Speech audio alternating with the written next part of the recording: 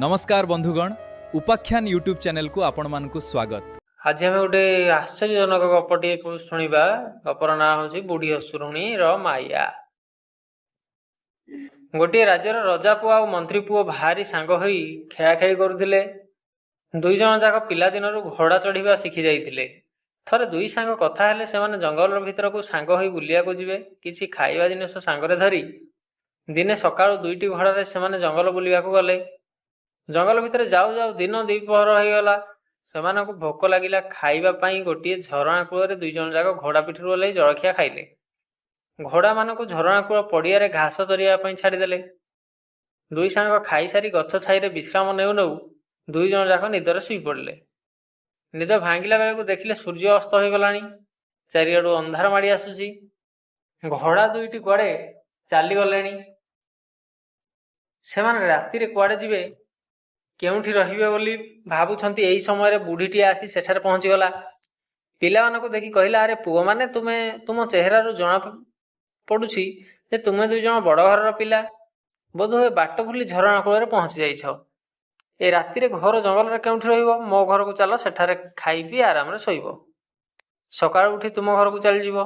राजा पुओ मंत्री पुओ दुई सांग बुढ़ी सांगरे कुड़िया घर को गले। झरणा ठारू अल्प दूर रे गोटे पहाड़ उपरे तार घर थिला।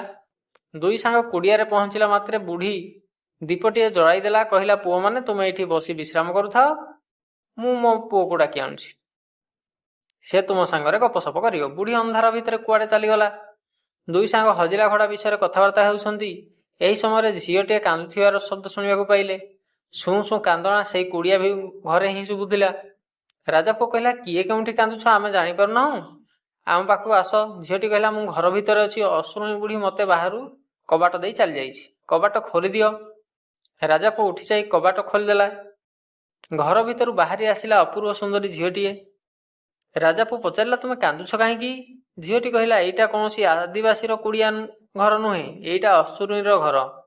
बुढ़ी मंत्र बଳରେ ए बेश धरिछि। सकाळ हेले आउ गोटे बेश धरिबो। बुढ़ीर पुओ गोटे भयंकर राक्षस, से मनीष मांस खाए।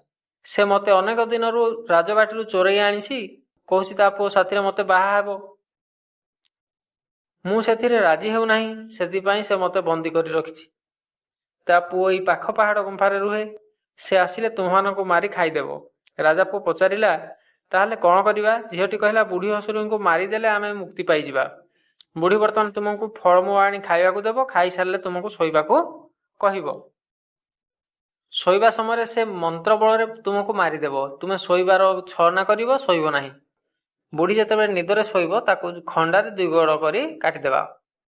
सतको सत बुढ़ी असुरुणी गोटे डालारे अनेक फलमूल धरिया पहुंचिला। खूब आदर खाइबाकू देला। एमाने खाई सारिया परे एमानक पई बिछଣା पारिदेला। घर भितर सेमिति दीप जळुथाए। असुरुणी बुढ़ीको मुंड पाखरे शोइला। असुरुणी बुढ़ी तांको मुंड पाखरे शोइला। राजा पुओ मंत्री पुओ दुई बंधुको आखिरे आउ निद नाही। सेमाने शोइबार छलना करी आखि बुझी पड़ी थांती। किछि समय मध्यरे निदरे शोई बुढ़ी घुंगुड़ी मारिला।